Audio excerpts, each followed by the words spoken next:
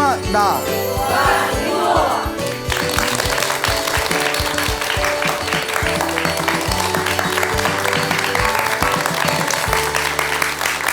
예, 만나서 반갑습니다. 반갑습니다. 예, 광우 스님이라고 합니다. 날씨가 많이 덥습니다. 그렇죠? 네. 그래서 날씨도 덥고 해서 오늘은 난랑 특집을 준비했습니다. 그래서 귀신 이야기를 한번 해볼까 합니다. 여러분, 귀신 있을까요? 없을까요? 있어요. 있어요? 네. 또 뭐 다 또 없다고 생각하는 분들도 계실 거고요. 저도 솔직히 말씀드리면 저는 귀신을 한 번도 본 적이 없습니다. 그리고 보고 싶지도 않고요. 예, 여러분 귀신 보고 싶은 분 있으세요? 예, 그렇죠. 당연히 없겠죠. 근데 우리 주변에 보면 정말 그 상식으로는 도저히 설명할 길이 없는 미스테리한 또 사건들도 있기는 합니다. 그래서 저도 귀신을 본 적도 없고 보고 싶지도 않고 뭐 과거에는 귀신을 딱히 믿지도 않았지만 저도 또 이렇게 주변에 일어나는 어떤 신비스러운 어떤 상황이나 또 다른 어떤 스님들의 이야기를 들으면서 또 누군가의 경험담을 들으면서 아, 없다고 말하기도 힘들겠구나 또 그런 어떤 생각이 들 때도 있고 또 우리 불교에서는 또 돌아가신 분들을 우리가 영가라고 부릅니다. 들어보셨죠? 네. 그래서 돌아가신 어떤 죽은 혼령을 영가라고 부르는데 또 실제로 영가들을 위해서 제사를 지내서 또 좋은 곳으로 천도시키는 의식이 실제로 있지 않습니까? 네. 그렇기 때문에 우리가 귀신을 본 적도 없고 영가라는 존재를 우리가 손으로 만져본 적도 없지만 또 우리가 보지 못했다 해서 없다고 말하기도 좀 애매할 것이다 라는 그런 생각을 해봅니다.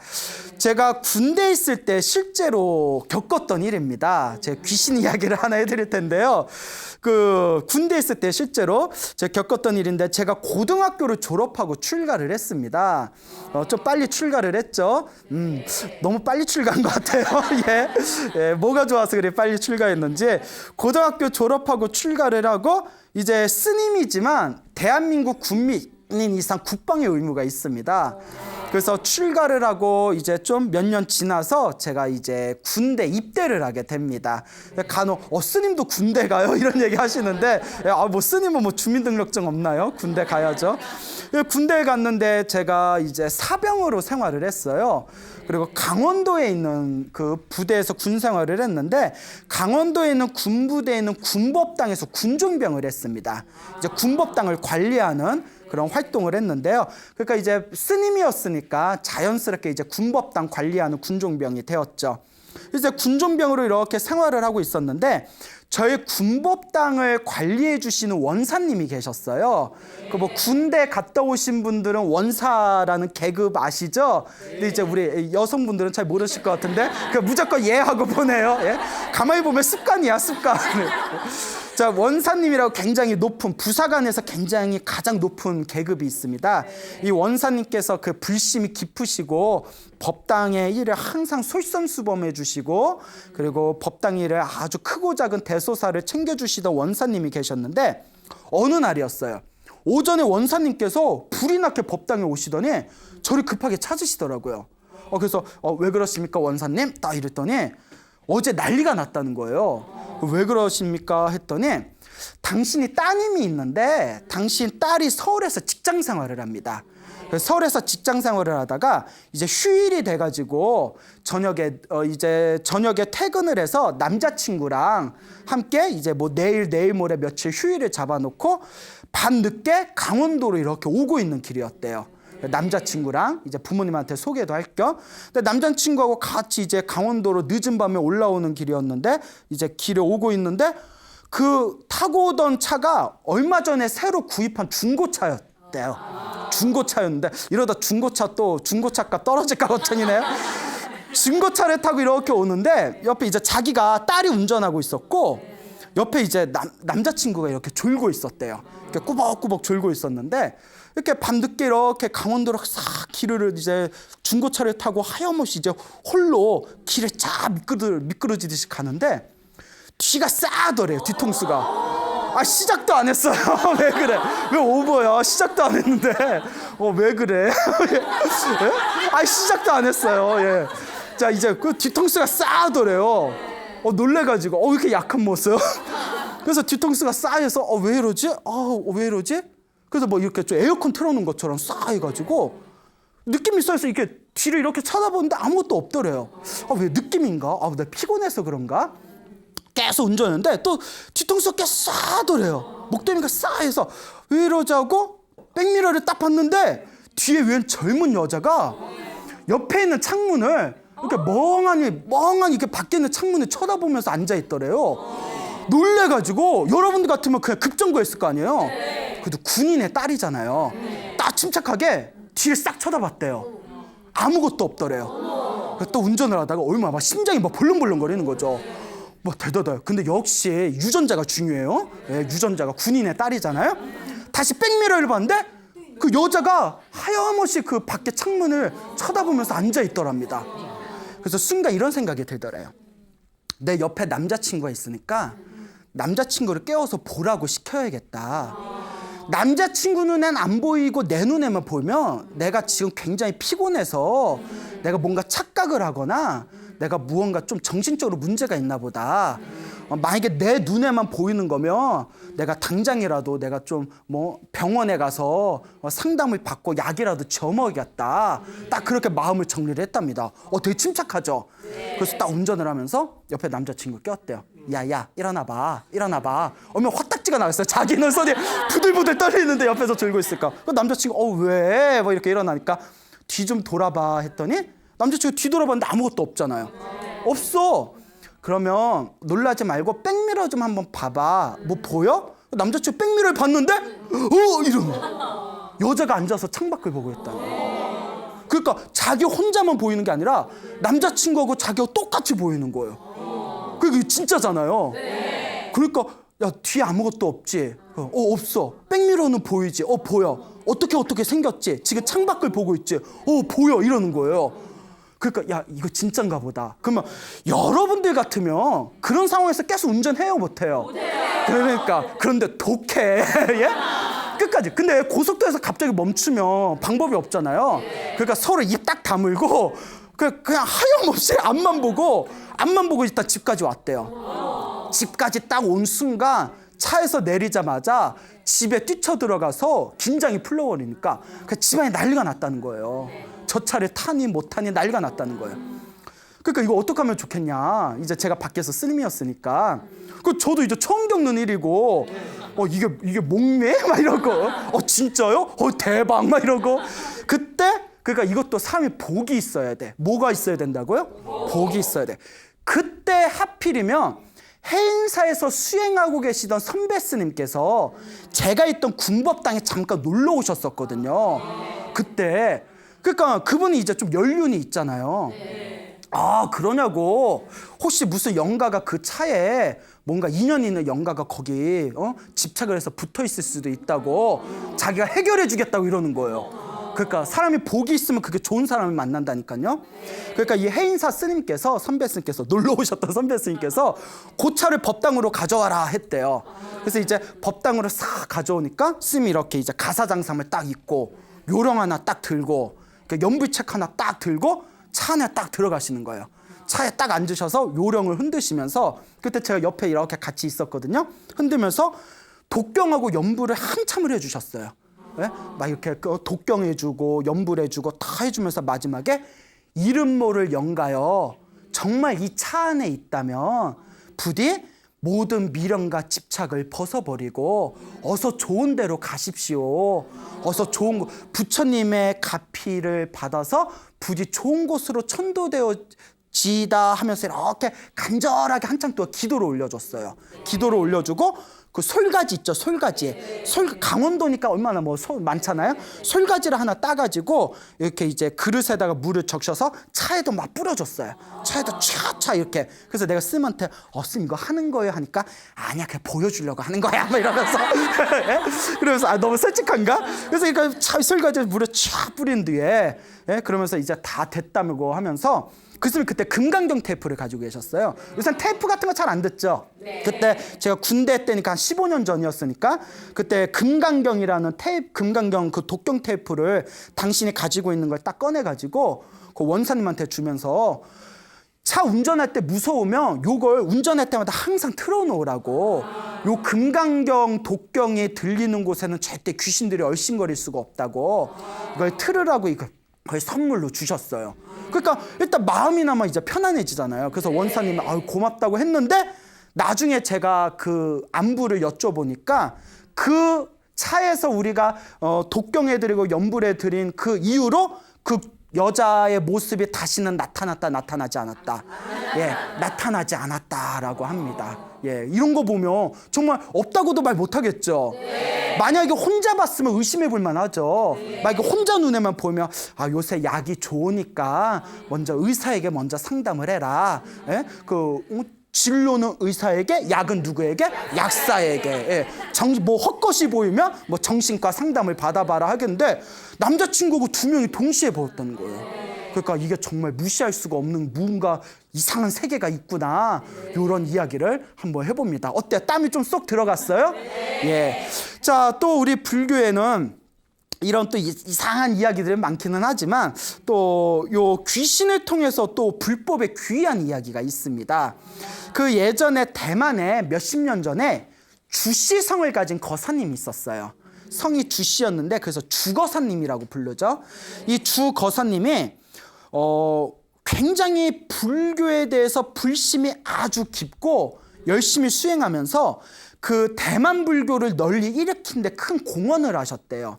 그래서 대만의 어떤 그 당시 미약했던 불교의 세력을 크게 일으켜서 대만 불교를 또 사람들에게 널리 전하는데 굉장히 노력을 많이 하셨던 이 거사님이 한 분 계셨는데 어떤 사람이 이 거사님에게 이 주씨성을 가진 주 거사님에게 질문을 던졌답니다.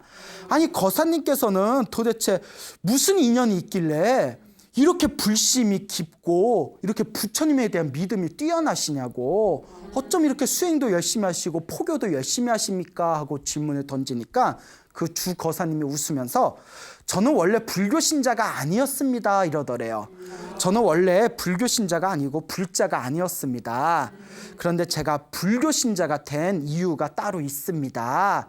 그러니까 그것 좀 이야기해 주세요. 어떻게 해서 불자가 되신 겁니까? 하니까 이 주 거사님이 웃으면서 그럼 잘 들어보십시오. listen 뭐 이러면서 자 그러니까 이 거사님이 하신 얘기가 당신이 젊었을 적에 종교를 안 믿었대요. 종교 같은 걸 안 믿었는데 당신이 젊었을 적에 어디 친구 집에 가서 친구 집에서 한참 동안 놀았답니다. 한참 동안 놀았다가 해가 지고 이제 날이 조금 늦은 밤이 되었을 때 친구 집에 나와서 이제 집으로 향하고 있었는데 친구 집에서 자기 집으로 가려면 그 큰 산을 하나 넘어야 됐대요. 산을 하나 넘어야 되기 때문에 이렇게 산길을 걷고 있는데 산길 여러분 혼자서 걸어가 본 적 있으세요? 그래요? 예, 그래요. 예.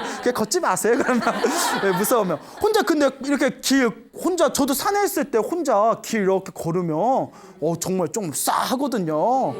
그러니까 이제 산길을 이렇게 걷는데 산길을 이렇게 걷는데 앞에 웬 여자가 이렇게 길을 걷고 있더래요. 여자가 이야기 아직 시작도 안 했어요. 예, 자 산길을 이제 여자가 싹 걷고 있는데 아니 왜 늦은 야밤에 웬 처녀가 저렇게 위험하게 혼자 길을 걸어? 이런 생각이 들더랍니다. 그러니까 자기는 이렇게 걷고 있고 여자는 앞에 이렇게 가고 있는데 가는데 느낌이 이상하더래요. 뭐지? 느낌이 이상해서 이렇게 눈을 부비고 이렇게 뭐지 하고 자세히 봤는데 발이 없더래요.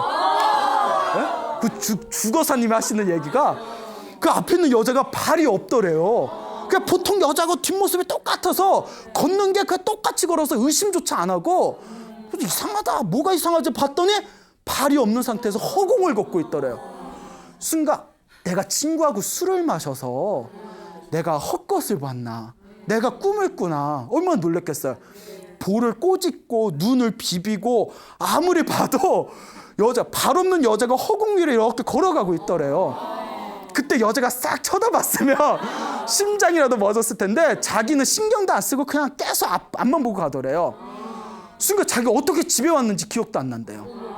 어떻게 왔는지 집에다 이제 기억도 안 나는데 그때 이분이 정신 차리고 문득 이런 생각을 했답니다. 내가 본 게 분명히 귀신이 맞다. 몇 번을 눈을 비비고 보고 또 봤는데도 발 없는 귀신이 그냥 허공을 이렇게 걸어가고 있는 걸 본 거예요.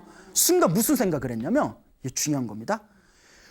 귀신이 정말 있으면 부처님 보살님도 정말 있겠구나 라는 생각이 들더래요.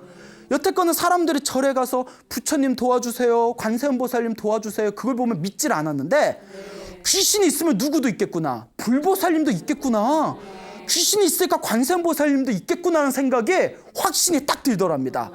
그 뒤로 자기가 불법에 귀의하고 지극한 마음으로 이제 부처님께 기도하고 공부하고 수행을 하면서 자기의 불심이 이렇게 깊어졌다라는 이야기를 하셨다고 합니다. 그래서 우리 불교에서는 세상에서 가장 훌륭한 스승은 부처님의 가르침으로 인도해 준 분이 가장 훌륭한 스승이라고 합니다. 그러니까 그 주거사님한테는 그 귀신이 뭐가 되겠어요? 스승이 되는 겁니다. 그 귀신을 못 만났더라면 자기가 불법을 만났다 못 만났다? 못 만났다. 어쨌거나 그 귀신을 만나가지고 귀신이 있으니까 뭐도 있구나, 불보살님도 있구나 라는 확신이 들어서 불법에 귀의해서 이렇게 복과 선업과 공덕을 짓는 불자의 삶을 살아가게 되었으니 산길에서 만난 그 귀신이 나의 스승이었다, 그런 이야기를 하더랍니다. 이게 바로 귀신을 만나서 불법에 귀의하게 된 어느 거사님의 재미난 이야기가 되겠습니다. 여러분, 이제 우리 주변에 보면 빙의라는 이야기가 있어요. 들어보셨죠? 뭐 귀신한테 씌우면 뭐 빙의가 됐다, 뭐 귀신한테 뭐 접신됐다, 뭐 이런 표현 쓰지 않습니까? 그래서 뭐 무당들은 신병이 있다, 그래서 뭐 빙의, 뭐 접신 이런 표현을 쓰는데, 실제로 절에서도 뭐 그런 빙의라든가 접심 때문에 가끔 상담받으러 오시는 분들이 제법 돼요. 그러면 뭐 저희들은 이제 기도를 많이 하셔라, 그것도 다 내 업보니까 기도를 많이 하셔야 된다, 이렇게 상담을 드리는데, 어느 불자님이 직접 겪으셨던 경험담입니다. 어느 노보살님이 계셨는데 초등학교 교사 출신이세요. 그래서 평생을 교사로 사시다가 정년퇴임을 하신 불심이 깊으신 그런 보살님이 한 분 계셨는데, 이분이 당신이 젊었을 적에 빙의가 된 적이 있었대요. 접신이 된 적이 있었대요. 그러니까 이제 빙의가 돼가지고 그냥 몸도 마음도 완전히 피폐해지고 얼굴도 완전히 새까맣게 타버리고 눈빛도 변해버리고 너무나 힘들고 괴롭더래요. 그러니까 이건 안 걸려본 사람은 몰라요. 뭐 또 걸려보고 싶지도 않고, 예. 그러니까 주변에서는 사람들이 자기가 큰 병이 걸린 줄 알고 엄청 걱정을 하는데 이게 창피해서 말도 못 하겠더래요. 네, 이분이 이제 고민을 하게 됩니다. 근데 여러분, 중요한 게 이런 어떤 영적인 문제를 닥쳤을 때는 스승을 잘 만나야 돼요. 누구를 잘 만나야 된다? 스승을 잘 만나야 돼. 이런 희한한 병에 걸렸을 때 잘못하다 사이비를 만나게 되면 재산도 날아가고, 몸도 날아가고, 마음도 완전히 날아가고, 그러니까 정법을 만나야 됩니다. 그러니까 이분이 고민하다가 이거 빙의 현상 때문에 사람들한테 창피해서 말은 할 수 없고 고민하다가 누가 추천을 해가지고 어느 큰 스님, 기도를 많이 하셨다는 큰 스님을 만나게 됩니다. 근데 다행히 이 보살님이 좋은 스님을 만난 거예요. 그러니까 이 큰 스님이 이렇게 딱 보더니 21일 동안, 37은 20일, 21일 동안 하루에 지장보살을 1000번씩 연불 해라 라고 시켰대요. 지장보살. 불교선 지장보살이 지옥에 있는 중생을 제도하는 분이 지장보살이라고 하거든요. 그러니까 하루에 1000번씩 21일 동안 지장보살을 연불했대요. 지장보살. 21일 동안 하라는 대로 다 한 뒤에 아무런 효과가 없더래요. 그래서 다시 큰 스님을 찾아갔대요. 그 큰 스님이 딱 이렇게 보더니 그러면 이제부터 내가 숙제를 내줄 테니까 내가 하라는 대로 해야 된다 하면서 뭐라고 하냐면, 아까 지장보살을 하루에 1000번씩 연불하라고 했잖아요. 네. 그 지장보살의 어떤 공덕과 가피에 대해서 이제 적혀있는 경전이 우리 불교의 지장보살 본원경이라고 있어요. 줄여서 지장경이라고 하는데, 지장경을 100독을 읽어라 라고 했대요. 100번을 읽어라. 그게 한 번 읽는데 2-3시간 걸리거든요. 이제 한글로 읽어야 뜻이 이해가 되죠. 그래서 한글로 그걸 이제 매일매일 읽을 때 100번을 읽고 100번을 읽을 때마다 천도제를 지내라. 그 영가 내 몸에 이제 인연이 있는 그런 어떤 영가들이 다들 천도될 수 있게 천도제를 올려라. 근데 이제 천도제를 혼자서 개인이 천도제를 지내려면 뭐 과일값도 비싸고 재물도 비싸고 해서 경제적으로 좀 부담이 될 수 있으니까 그 이렇게 신도분들이 서로 이렇게 같이 시주를 모아가지고 올리는 합동천도제라고 있어요. 합동천도제는 좀 경제적으로 덜 부담스럽거든요. 그러니까 100번 지장경을 100번 읽은 뒤에 100번을 읽고 나면 항상 천도제를 올려라 라고 이렇게 숙제를 내줬답니다. 그리고 보살님이 이게 계속 지장경을 매일매일 읽었대요. 그 2-3시간씩 매일매일 읽었는데 그렇게 읽고 또 읽었는데도 별로 효과를 못 느꼈대요, 처음에는. 근데 이게 중요합니다. 대부분의 이 불자님들이 상담을 오시면 기도를 시키면 몇 번 기도해 본 뒤에 효과를 못 느끼면 중간에 멈추는 경우가 많아요. 근데 여러분, 우리가 나무로 불을 지필 때 쉬지 않고 계속 지펴야, 되든 안 돼도 손가락에 까질 때까지 계속 지펴야 그 나무에서 불이 확 올라오지. 하다가 안 되네 하고 멈추고, 하다가 안 되네 하다 멈추면 불이 붙어요, 안 붙어요? 기도도 똑같아요. 계속 밀어붙여야 되거든요. 그래서 처음에는 막 100번 읽고 천도제 올리고, 여러분 그 매일 지장경을 하루에 2-3시간씩 매일 읽어서 100번 읽는 게 보통 쉬운 게 아니거든요. 그런데 그걸 꾸준히 했는데 처음엔 효과를 못 느끼다가 자꾸 하다 보니까 확실히 마음이 좀 편안해지더래요. 마음이 편안해져서 자꾸 했는데 600독을 읽었답니다. 600번. 대단한 거죠? 600번을 읽고 6번째 천도제를 올렸대요. 근데 그날 밤에 드디어 꿈을 꿨답니다. 어떤 꿈을 꿨냐면 군인들이 나왔는데, 군인들이 희한한 게 하얀색 옷을 입고 있더래요. 뭐 해군인가? 예? 하얀색 옷을 입은 군인들이 기차를 타고 길을 떠나는데 그 기차가 끝이 없이 계속 기차가 줄지어서 멀리 떠나는 꿈을 꿨대요. 그래서 지장경을 600번을 읽고 6번째 천도제를 올린 뒤에 그 하얀색 옷을 입은 군인들이 기차를 타고 멀리 떠나는 꿈을 꾸고 나서 되게 좀 상태가 좋아졌대요. 좋아졌는데 완치는 안 됐더랍니다. 완치는 안 돼서, 그래서 여기서 큰 스님이 계속 멈추지 말고 더 해야 된다 해가지고 어쨌거나 계속 기도를 했답니다. 일단 마음은 많이 편안해지고 상태가 좀 좋아져서, 그래서 계속 기도를 하다가 드디어 3년 동안 지장경 1000번을 읽었대요. 여러분, 이게 지장경 1000번을 읽는 게 말이 쉬운 거지 일반인들은 평생 100번 읽은 분들도 드물어요. 그러니까 이분이 얼마나 간절했겠어요. 3년 동안 1000일 동안 1000번을 읽은 거예요. 그러니까 하루에 한 번은 꼬박꼬박 읽었다는 거죠. 그래서 1000번을 다 읽고 나서 이분이 이제 무슨 생각을 했냐면, 이제 지장경 기도 1000번 읽었으면 읽은 만큼 읽은 거잖아요. 지장경 기도는 여기서 이제 졸업하자라는 생각이 들더래요. 지장경 기도는 이제 졸업하고 이제 내가 수준을 높여서 법화경을 기도해야 되겠다라고 생각을 해서 지장경 1000번을 다 읽고 나서 마지막 10번째 천도제를 올렸대요. 10번째 천도제를 딱 올리면서 이제 마음속으로 이렇게 마음으로 기도를 올렸답니다. 어떤 기도를 올렸냐면, 나와 인연 있는 모든 영가들이시여, 이제 지장경 기도는 제가 여기서 졸업하겠습니다. 회양하겠습니다. 이제 이게 마지막 제가 올리는 천도제니까 어서 좋은 데로 다들 가십시오. 부디 좋은 데로 이제 천도되십시오 하고 간절하게 기도를 올렸대요. 그리고 이제 이분이 지장경 1000번을 읽고 천도제 10번을 올린 이제 이 마지막 회양을 조계사 대웅전에서 하기로 했답니다. 그래서 이제 지장경 1000번을 읽었고, 그 자기가 처음에 다녔던 절에서 합동천도제도 10번을 다 올린 뒤에 이제 조계사 대웅전에 가서 조계사 대웅전에서 마지막 지장경을 이렇게 읽었대요. 마지막 지장경을 이렇게 읽고 이제 오늘로 이어서 지장경 기도는 완전히 제가 끝내겠습니다. 이렇게 마음으로 고하면서 지장경을 읽다가 갑자기 머리가 깨질 듯이 지끈지끈 아프더래요. 머리가 너무 심하게 아프면서 갑자기 몸이 달달달달달달 진동을 일으키더래요. 머리가 아프면서 막 진동을 일으키니까 얼마나 무서워요. 여러분, 갑자기 기도하고 있는데 막 머리가 막 망치로 깨질 듯이 아프고 몸이 막 달달달달달 진동 일으키면 여러분도 놀라지 않겠어요? 그 법당에서 자기가 조계사 대웅전에서 몸이 달달달달달 떨리면서 머리가 너무 아파서 너무 무서운 마음에 그 조계사 대웅전에서 다 합장을 하면서 부처님 제발 도와주십시오. 부처님 제발 도와주십시오. 저에게 힘을 주십시오 하는 순간 갑자기 머리가 뻥 하고 터지는 느낌이 들더래요. 머리가 뻥 하고 터지는 느낌이 들면서 머리에서 뭐가 쑥 하고 빠져나는 느낌이 들어옵니다. 뭐가 정말 생생하게 뭐가 쑥 하고 빠져느끼는 느낌이 들면서 갑자기가 머리가 맑고 시원해지더래요. 그리고 그날 밤에 머리가 너무나 맑고 시원해지면서 그날 밤에 이제 집에 들어와서 숙면에 취했는데 그날 밤에 이제 꿈을 꿨답니다.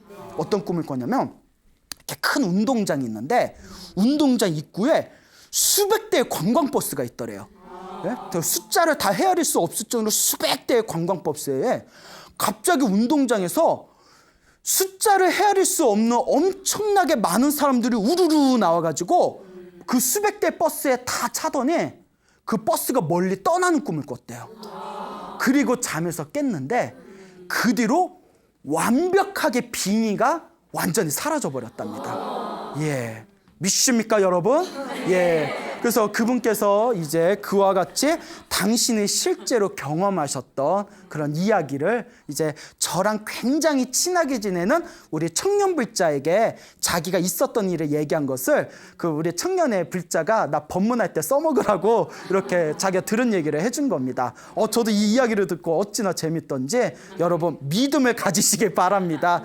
자, 이와 같이 우리의 삶에서 빙이라든가 접신이라는 게 정말 귀신이 일 수도 있고 혹은 귀신이 아니라 내 마음이 만들어낸 전생의 어떤 내가 지은 업보에 의한 일종의 정신적인 착란일 수도 있지만 그게 진짜 귀신이든 아니든 그냥 정신적인 병이든 중요한 것은 얼마든지 내 기도와 내 수행으로 그것을 극복할 수가 있다는 겁니다. 문제는 하나, 꾸준하게 해야 된다. 꾸준하게 해야 된다는 것을 명심하시기 바랍니다. 그 어느 젊은 불자가 있었대요. 젊은 불자가 있었는데 이 불자가 좀 정신분열증이 있었답니다.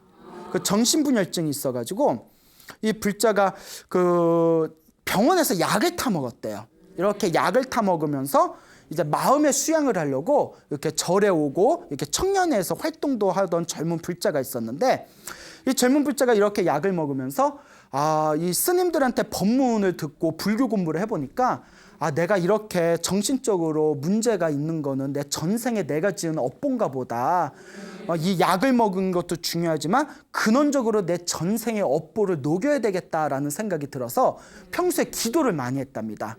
이렇게 절도 많이 하고 기도도 많이 하고 일주일에 한 번씩 직장에 안 나가고 휴일날에는 그 주말에 이렇게 산에 있는 모 사찰에 가서 거기서 일주일에 한 번씩 막 2-3시간씩 막 기도도 올리고 했대요. 그냥 간절하게 그냥 기도를 올리면서 거룩하신 불보살님 전생에 제가 지은 죄업이 있다면 이 업보가 소멸되게 해주십시오. 저에게 바른 그런 어떤 가피를 내려주십시오 하고 하염없이 기도를 했는데 그렇게 열심히 기도를 한 지 한 2-3년이 지났을 때 어느 날 꿈을 꿨대요. 어느 날 꿈을 꿨는데 꿈에 처녀 귀신이 나타났대요. 그분 말씀에 의하면 처녀 귀신이 나타났는데 그 처녀 귀신이 나타났다는 얘기에서 제가 이렇게 질문을 던졌어요. 뭐라고 했냐면 예뻤어요? 이렇게 그러니까 모르겠대요. 잘 기억이 안 난대요. 아니 궁금하잖아요. 그래서 이제 처녀 귀신이 이렇게 나타났는데 그 처녀 귀신이 자기를 이렇게 노려보더래요. 하염없이 노려보더래요. 꿈에서 귀신 본 적 있나요? 꿈에서라도 무섭잖아요. 그래서 하염없이 노려봐가지고 왜 이렇게 나한테 이렇게 노려보지 하고 이렇게 이제 속으로 이렇게 두려워하고 있는데 그 처녀 귀신이 자기를 노려보더니 가까이 오면서 이렇게 얘기하더래요. 네가 나한테 한 짓을 생각하면 천년 만년 더 괴롭혀주고 싶지만 네가 하도 기도를 열심히 해서 너와 나 사이의 원한이 사라졌다. 이제 기도를 이렇게 열심히 하는 너를 더 이상 내가 괴롭힐 수가 없구나. 그러니 내가 아직도 너에 대한 그런 어떤 내가 너에 대한 어떤 안 좋은 마음이 있지만 여기서 내가 이제 원한을 풀고 내가 이제 떠나겠다 하면서 그렇게 꿈에서 사라지는 그런 꿈을 딱 꿨답니다. 그 꿈을 꾸고 나서 그렇게 뭐가 짐이 하나 이렇게 던져진 것처럼 가슴, 몸과 마음이 이렇게 편안하더래요.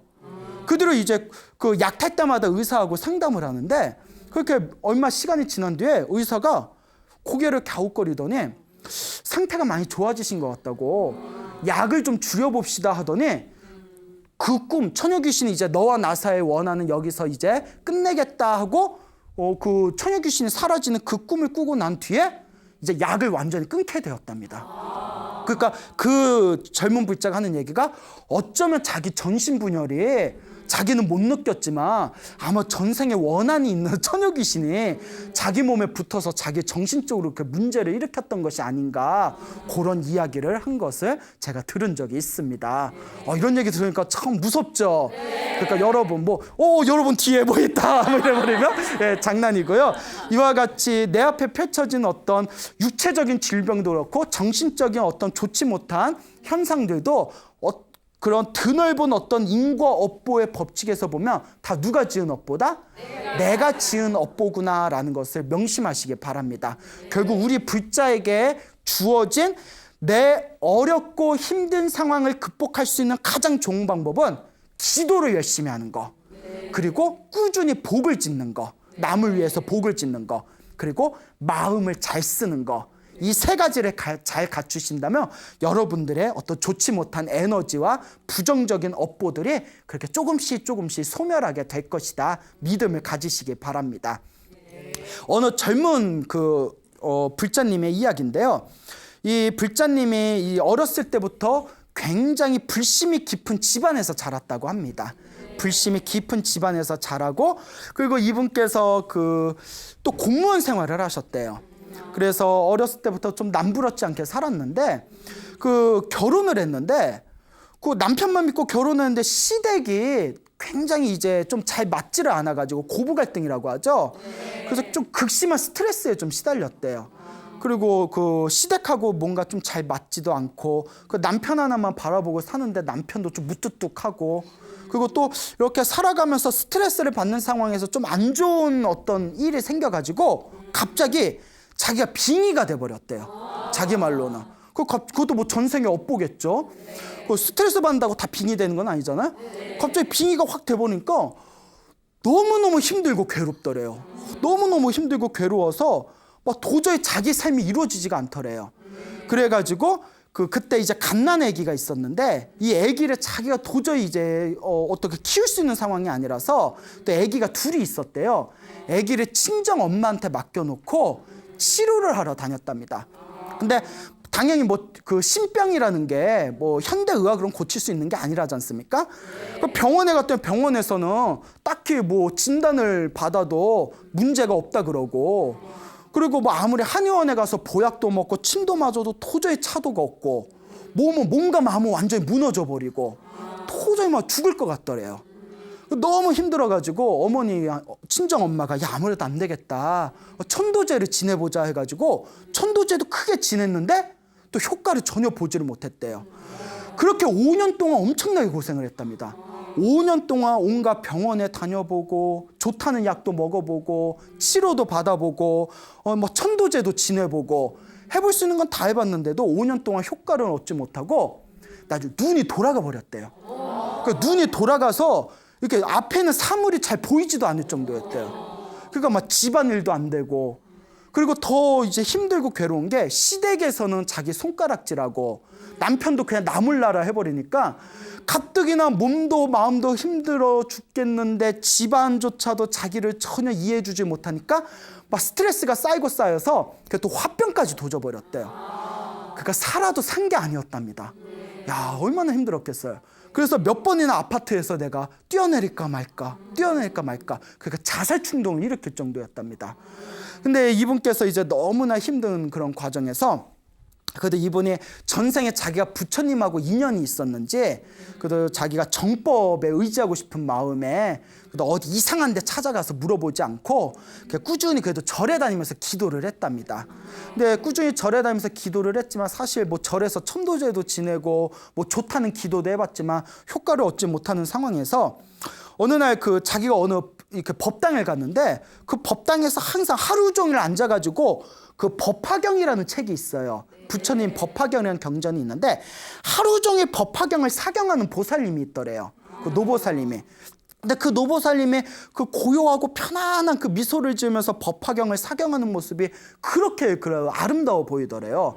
그래서 노보살님한테 이런저런 얘기를 하다가 그 자기 이제 그 겪고 있는 상황을 솔시원하게 이렇게 털어놨답니다.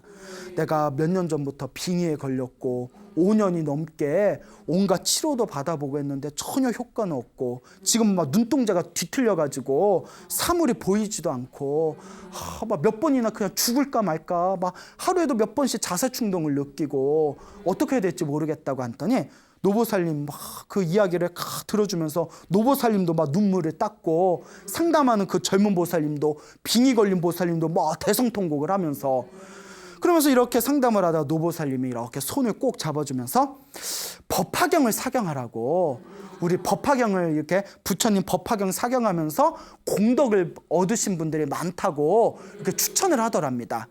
순간 요 이제 보살님이 이렇게 고민에 빠졌대요. 요 빙의에 걸리신 보살님이 그동안 절에 다니면서 천도제도 여러 번 했대요. 스님들이 천도제 좋다고 해서 여러 번 했는데 솔직히 효과도 별로 못 느꼈고 뭐 이런저런 기도를 했는데도 별로 효과를 못 느껴서 또 무슨 기도하라고 또 시키니까 아우 지겨워 뭐 이런 거 있지 않습니까? 그래서 이제 고민하다가 그래 뭐라도 내가 해야 되지 않겠냐. 이분이 그래도 전생에 복이 있는 거예요. 아예 복도 없는 사람은 이런 인연도 못 만나요. 그래서 그 법화경을 사경하던 노보살님이 추천하신 그 어느 법사 스님을 이렇게 만나 뵀대요. 그래서 그 노스님한테 자기 상황을 얘기했더니 노스님이 딱 듣더니 법화경 책을 주면서 그 한글로 된 법화경 책을 주면서 37은 21일 동안 이 책을 통째로 한 권씩 써라. 20일 그러니까 막 하루 종일 써야 돼요. 21일 동안 요 법화경을 통째로 한 권씩 쓰는데 3번은 써야 된다. 3번을 써라 이랬대요. 그러니까 알겠어요 했는데 그러니까 요 큰 스님이 이거 매일 써야 됩니다. 매일 써야 되는데 너무 바빠서 못 쓸 때는 4줄이라도 써라 시켰대요. 넉 줄이라도 써라. 그러니까 알겠다고 하고 이렇게 쓰려는데 그 문제가 눈이 뒤틀려가지고 글씨도 잘 안 보인다는 거예요. 눈이 이제 뒤틀리니까 글씨도 잘 안 보여 쓰려니까 막 눈이 쓰리고 아프고 그래서 넉 줄이라도 쓰라고 했으니까 딱 넉 줄만 쓰고 그냥 이렇게 엎드려 버렸대요. 근데 이분이 자꾸 억지로 잠이 드는 버릇에 빠지게 된 게 잠자는 순간만큼은 더 이상 좀 괴로움이 덜하니까 그 일종의 현실 도피가 되는 거죠. 그러니까 돈이 많은 사람은 막 약물 같은 데 빠져들고 뭐 돈 없는 서민들은 그냥 수면제 같은 거 먹고 자꾸 잠만 들고 그 집안일이 꼴이 아니라는 거예요. 그러니까 집안도 엉망이고 애들도 막 그냥 애들도 나몰라라 해버리고 그 집안일이 다 엉망이 돼버리니까 아우 내가 이러면 안 되겠다 해가지고 그냥 아픈 눈을 부여잡고 죽기 살기로 썼답니다. 그러니까 여러분 기도를 하려면 이렇게 좀 도끼가 있어야 돼요. 예? 아이고 기도 마음이 중요하지 뭐 이러면서 기도하다가 말다 하면 이게 밥도 죽도 안 돼. 물론 안 하는 것보단 낫지만 그래서 제 주변의 불자님들 중에 어떤 인생의 극한에 그렇게 다다랐을 때 기도로서 자신의 운명을 바꾼 분들의 이야기를 들어보면 정말 지독하게 기도하신 분들이거든요. 100일 동안 하루에 3,000배씩을 했다거나 하루에 연불을 3만 번씩 100일 동안 했다거나 금방 말한 법화경이나 법화경 같은 책을 엄청나게 몇백 권씩 썼다거나 금강경을 하루에 10번씩 20번씩 읽었다거나 이렇게 지독하게 기도하신 분들이 뭔가 엄청난 힘을 받더라고요. 그러니까 이분도 내가 그냥 죽기 살기로 지금 살아도 내가 산 게 아니다. 죽기 살기로 써보자 해가지고 억지로 3번을 겨우 썼대요. 3번을 억지로 썼는데 빙의가 치료되지는 않았지만 눈동자가 좀 돌아왔대요. 너무 신기하다. 눈동자가 돌아와서 이제 글씨가 좀 보이더랍니다. 눈동자가 돌아와서 글씨가 보여서 그래 이제 한번 내가 꾸준히 써보자 해가지고 계속 쓰는데 법화경을 이제 그 사경을 하시던 선배 되는 불자님이 그 자기가 빙의 때문에 법화경 쓴다는 얘기를 듣고 실은 나도 빙의가 있었는데 법화경을 12번을 쓰고 나서 빙의가 사라졌다. 그러니까 12번 한번 끝까지 써봐라. 그 말에 막 힘을 얻어가지고 계속 써서 그 21일 3주에 한 번꼴로 해가지고 12번을 결국 썼대요. 12번을 딱 쓴 순간 빙의가 났다 안 났다? 아직 안 났대요. 안 났대요. 안 났대요. 뭐든지 이야기는 반전이 있어요. 그러니까 12번만 쓰면 날 줄 알았는데 12번 써도 안 나니까 이분 약간 시리에 빠졌대요. 왜? 그러면서 속으로 10년 동안 고생을 했는데 빙의 때문에 10년 가까이 고생을 했는데 12번 썼다고 나았겠냐. 내가 좀 더 해야 되겠다 해가지고 계속 썼답니다. 계속 써서 20번까지 썼대요. 또 20번까지 썼는데 대단한 거예요. 그래서 여러분들 나중에 혹시 기회가 돼서 써보면 알겠지만 한 번 쓰는 것도 힘들어요. 20번을 쓰고 나서 마음이 많이 편안해지고 상태가 좋아지긴 했는데 역시 효과를 못 봤대요. 그때 엄청난 슬럼프가 왔답니다. 써봤자 효과도 없는 것 같고, 큰 스님은 3번 쓰면 된다는데 3번 써도 효과 못 받고, 12번 쓰면 된다고 어느 보살님이 얘기했는데 12번 써도 효과 없고, 20번 쓰니까 마음은 편안해지고 상태는 좀 좋아졌는데 역시 완치는 안 되고, 슬럼프가 엄청나게 쓰나미같이 밀려와가지고 포기하는 상황이 왔대요. 그러다 여기서 포기하면 죽도 밥도 안 되는 거예요. 내가 이거 아니면 뭘 하겠냐, 할 것도 없는데 한번 계속 해보자고 이를 악물고 몇 번이나 중간에 펜을 놓고 싶은 그 마음을 억지로 부여잡고 30번을 썼답니다. 30번을 쓰는 순간 몸과 마음이 편안해지고 뭔가 자기 상태가 굉장히 좋아진 게 느껴졌대요. 그리고 33번을 쓴 순간 몸과 마음이 아주 고요하고 편안해지면서, 그리고 자기를 괴롭히고 있던 아주 극심했던 빙의로 인한 두통이 싹 사라져 버렸답니다. 그 주변에서도 자기를 보는 눈길이 바뀌었대요. 뭔가 상태가 너무 좋아졌다고. 그때 33번을 딱 마치는 순간 확실한 어떤 효과를 보면서 그래, 진짜 이거다라는 확신을 가지고 쓰고 써서 50번을 채웠답니다. 여러분, 책 한 권을 50번 필사를 한 건 대단한 겁니다. 50번을 쓰고 나서 자신의 삶을 뒤돌아본 순간 빙의에서 완벽하게 치료가 됐답니다. 그리고 이분께서는 이제 더 이상 빙의를 치료하기 위해서, 접신을 치료하기 위해서 사경을 하는 것이 아니라 부처님의 은혜를 갖기 위해서, 자신의 수행을 위해서 지금은 108번을 쓰는 걸 목표로 지금도 사경을 하고 있다고 합니다. 자, 이와 같습니다. 여러분, 만약에 어떤 보이지 않는 영적인 혹은 정신적인 문제 때문에 고생하시는 분들이 있다면 단순하게 생각하십시오. 그것도 내가 전생에 지었던 나의 빚입니다. 전생에 지었던 나의 업보를 풀 수 있는 숙제는 하나밖에 없습니다. 여러분, 기도하고 복을 짓고 마음을 잘 쓰시기 바랍니다. 기도하고 또 기도하고 또 기도해서 여러분들의 업보가 소멸되고 여러분들의 업장이 진정으로 참회가 된다면 여러분들 삶에 새로운 아름다운 행복과 희망이 솟구치게 될 겁니다. 여러분 믿습니까? 네. 여러분 행복해지고 싶습니까? 네. 행복한 삶을 창조하고 싶습니까? 네. 복을 지으십시오. 선업을 지으십시오. 공덕을 쌓으십시오. 복과 선업과 공덕이 여러분들을 진정한 행복의 길로 이끌어 줄 것입니다. 오늘 여기서 마치겠습니다. 소중한 나 무한 행복.